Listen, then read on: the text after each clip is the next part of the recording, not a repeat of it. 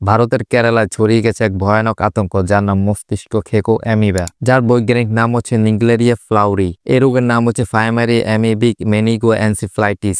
এর পরিণতি প্রায় নিশ্চিত মৃত্যু। বিশ্বজুড়েও এখন পর্যন্ত যত কেস নথিভুক্ত হয়েছে তার মধ্যে মৃত্যুর হার 95%। কেরালায় সর্বপ্রথম ধরা পড়ে 2016 সালে, কিন্তু এবারের আক্রান্ত বেড়েছে ভয়াবহভাবে। 2025 সালে এই রোগে আক্রান্ত হয়েছে 70 জন, যার মধ্যে 19 জনের মৃত্যু হয়েছে। এই রোগে আক্রান্ত হয়ে মারা গেছে 3 মাসের শিশু থেকে 95 বয়সের বৃদ্ধা পর্যন্ত। এই রোগের আক্রমণ এত দ্রুত হয় যে চিকিৎসা শুরু হওয়ার আগেই অনেকে মারা যায়। তবে এবারে আধুনিক ল্যাব ও দ্রুত শনাক্তকরণের কারণে কিছু রোগী বেঁচে গেছেন। তবে এবার মৃত্যু ঠেকাতে ভারতের সরকার বড় কিছু পদক্ষেপ নিয়েছে, যার মধ্যে কূপে ক্লোরিন ঢালা হয়েছে 27 লক্ষ জায়গায়। পানির ট্যাঙ্ক, পুকুর, সুইমিং পুল নিয়মিত জীবাণুমুক্ত করা হচ্ছে। তবে কিছু বড় চ্যালেঞ্জ রয়ে গেছে। কেরালার বহু মানুষ এখনো কূপ ও নদীর পানির উপর নির্ভরশীল। প্রশ্ন হচ্ছে, এই প্রাণঘাতী অ্যামিবা ছড়াচ্ছে কেন? এর পিছনে কারণ হচ্ছে ক্লাইমেট চেঞ্জ, আর এই জলবায়ু পরিবর্তনের কারণে উৎস পানি আরো বাড়াচ্ছে এই অ্যামিবার ঝুঁকি। এরকম ইনফরমেটিভ ভিডিও দেখার জন্য আমাকে ফলো করুন। ধন্যবাদ।